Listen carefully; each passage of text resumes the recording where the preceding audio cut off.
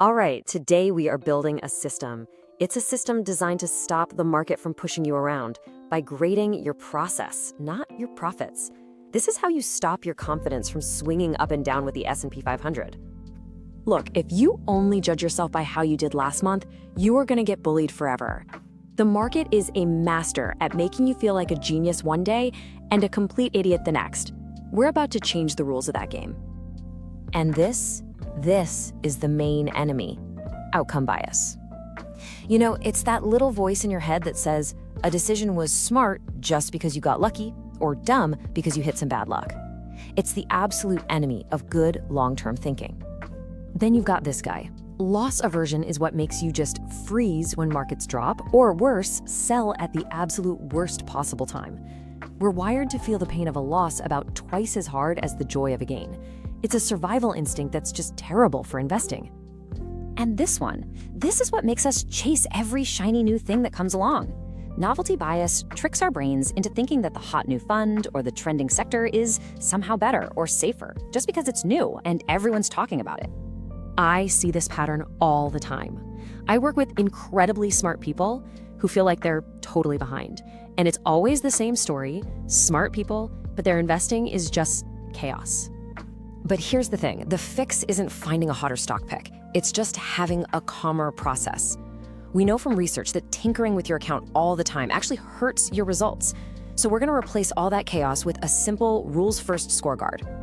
So here it is. This is our rule book, just 5 simple parts: a baseline, tilts, filters, tripwires, and rebalancing. Let's build it out step by step.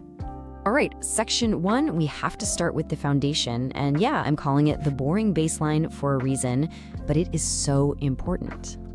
Let's be honest, most portfolios start out based on pure vibes. You know, you read a thread online, you hear a hot take on a podcast, and suddenly you've got this jumbled collection of stuff with no real spine holding it all together. And this is exactly why it happens. It's that outcome bias again. That recent winner makes us feel smart, so we want more of it. That recent loser feels dumb, so we want to sell it. We just end up chasing performance. So here's the fix. We're going to build an anchor, a solid foundation that honestly doesn't care about the market's mood of the day. First thing, just choose a simple global baseline, something like an 80% stock, 20% bond mix using really broad, low-cost index funds. Now, that's not some magic number, but it's a super solid, diversified place to start. Okay, then you put it on autopilot.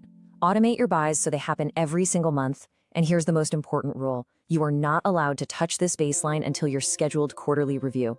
No tinkering in the middle of the month. You lock it in. Okay, so let's get into our guardrails. With that solid baseline in place, now we can talk about adding some optional, and I mean strictly controlled guardrails. First up, tilts. The trap here is so obvious. You want to act on an idea. Maybe you're super bullish on small caps or clean energy. But without any rules, it just turns into this chaotic revolving door of chasing whatever's hot. So the fix is to create really strict, non-negotiable bands for any of these tilts you want to make. Think of them like the guardrails on a highway. They keep you from veering off a cliff. So here are the rules. You cap any tilt at plus or minus 5% of your whole portfolio. Before you add a new one, you have to physically write down why you're doing it.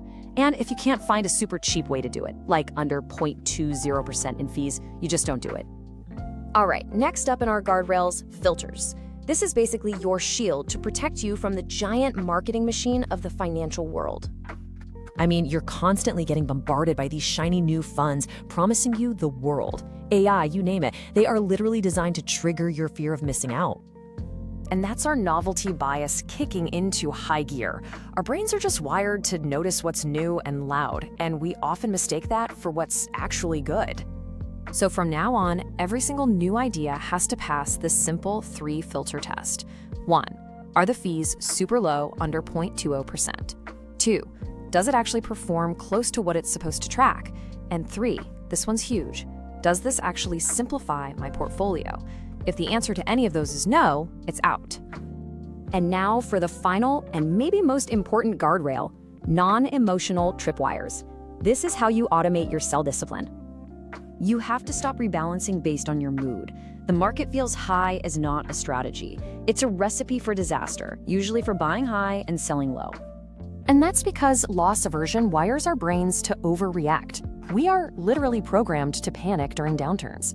Tripwires take that flawed wiring right out of the equation. Here's the hard rule. You only rebalance when one of your assets drifts, say 5 percentage points away from its target. Not because of a scary headline, not because you got nervous, only when it hits that number. So for example, let's say your 80% stock allocation has a great run and it grows to be 86% of your portfolio. Boom, that hits the tripwire. An alarm bell goes off, the rule has been triggered.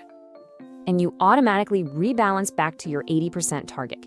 There's no emotion involved, there's no debate, you're just following the rules you set for yourself when you are calm and rational. Okay, section 3, we've built the rulebook. Now, let's make this entire system automatic and, most importantly, measurable. This is a one-time thing. It'll take you 20 minutes, tops. Set up a monthly auto transfer. Have it auto-invest into your baseline funds. Create a recurring event on your calendar for your quarterly review, and just store your rulebook in a simple note. Done. Now, during your 15-minute quarterly review, you're not going to obsess over your performance. Instead, you're going to ask yourself one simple question. What rules saved me from making a reactive, emotional move this past quarter? And hey, if you have a partner, read the script out loud together. It totally reframes the conversation away from, did we make money last month? To, did we stick to our plan? And that is a much healthier and way more productive discussion to have. This is the only metric that matters each quarter. Not your return percentage, but your adherence rate. How many of the rules that you set for yourself did you actually follow? This is your new scorecard. And you should be targeting something like a 70 to 85% adherence rate. You're human, you're gonna slip up. A miss isn't a failure, it's just data. It tells you where your system might be a little weak so you can tighten up the rule for next time. So that's it. That's the quiet flex. Most people never, ever measure their process. You will.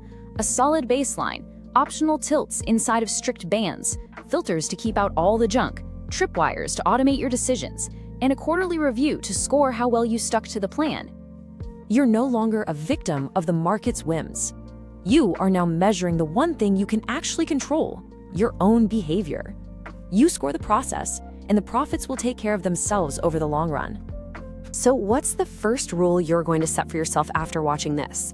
Is it going to be the calendar rule, the fee filter? Let us know down in the comments below.